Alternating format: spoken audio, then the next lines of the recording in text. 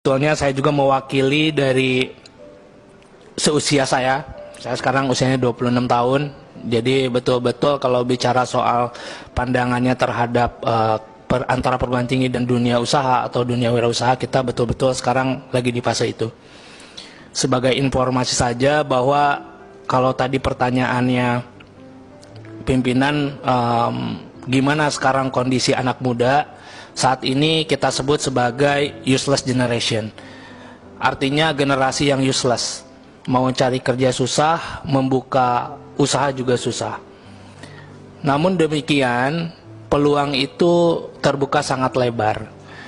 Saya bisa berbicara bahwa perguruan tinggi di Indonesia masih terbuka lebar kesempatannya. Karena apa? Saya lulusan D3 dan saya jadi orang pertama untuk memimpin Alibaba Channel Partner di ASEAN. Tapi saya hanya lulusan D3. Artinya pendidikan pada saat ini memang abu-abu. Saya direkrut Alibaba bukan karena D3-nya, tapi karena kursus saya ada di 3 negara. University of Michigan, Harvard Business School, sama di University of Virginia. Artinya dengan tadi kasusnya di Korea ada university bahkan sulit untuk mendapatkan mahasiswa, itu sudah tidak heran lagi. Kenapa? Karena dunia internasional sekelas Alibaba pun tidak pernah melihat background pendidikannya, tapi skill kitanya apa? Melalui kursusnya. Terjadi saat ini. Kita punya startup, teman-teman HIPMI juga banyak mengelola teman-teman anak-anak muda. Bahwasanya fenomena yang terjadi adalah untuk perusahaan-perusahaan kita tidak lagi melihat background pendidikan. Maka kalaupun data menunjukkan ada 80% mahasiswa di Indonesia bekerja tidak sesuai dengan jurusan kuliahnya, mohon izin di slide nomor 6, itu sekarang bisa diperdebatkan antara ini jadi problem atau tidak. Yang terjadi adalah kesenjangan gap antara supply dan demand. Ya, bukan soal lulus kerjanya ini jurusan apa dan kerja di apa. Saya pernah riset di perusahaan kami pun 80% semuanya pasti beda jurusan dengan apa yang dikerjakan.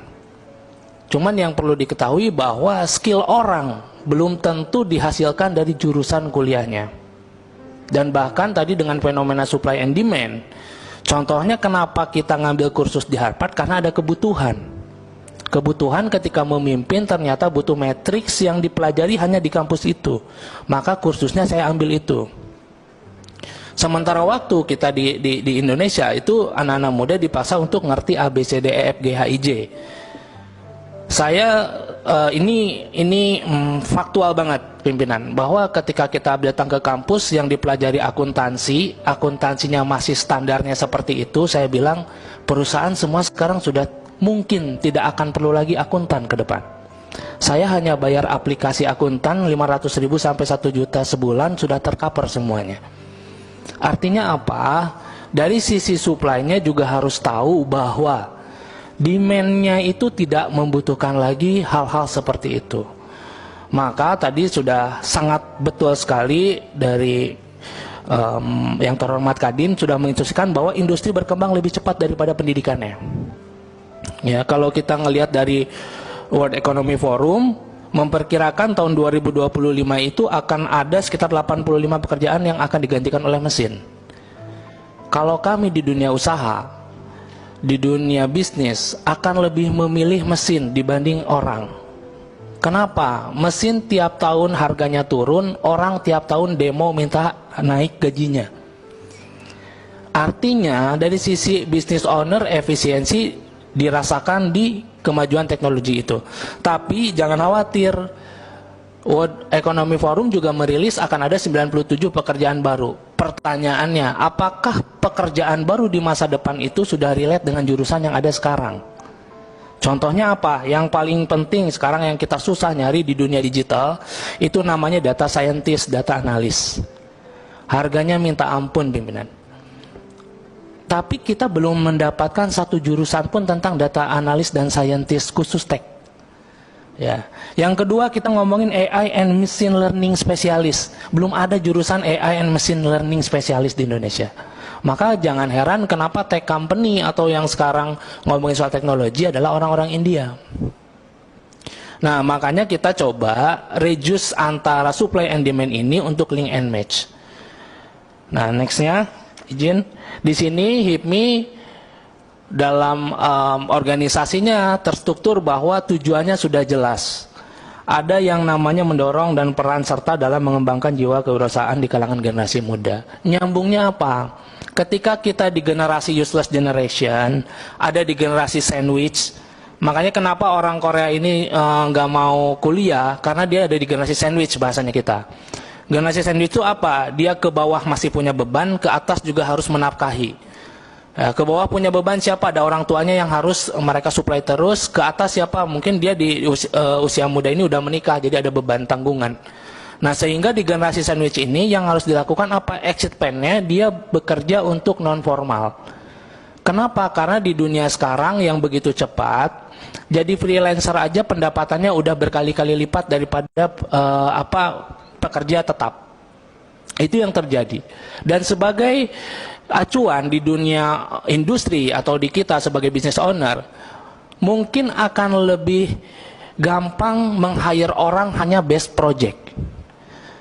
Kalau kita melihat bahwa, kebetulan saya juga punya startup, kalau kita melihat fenomena startup kenapa besar-besaran akhirnya PHK, karena ketika startup itu sudah tidak membutuhkan lagi tenaganya, mereka akan efisiensi memakai mesin semua.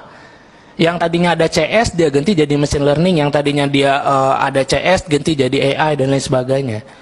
Nah, sehingga yang perlu disampaikan dari kita di HIPMI adalah bagaimana caranya mahasiswa ini selain dia menjadi spesialis, dia juga harus mampu mempunyai tataran pemikiran menjadi wirausaha. Wirausaha ini bukan sebuah profesi lagi, tapi mindset.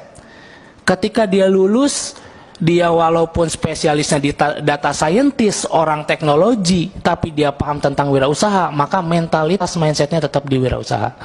Nah, maka di HIPMI itu mendorong bagaimana caranya mahasiswa perguruan tinggi itu bisa mengakselerasi jiwa wirausahanya atau mindset wirausahanya.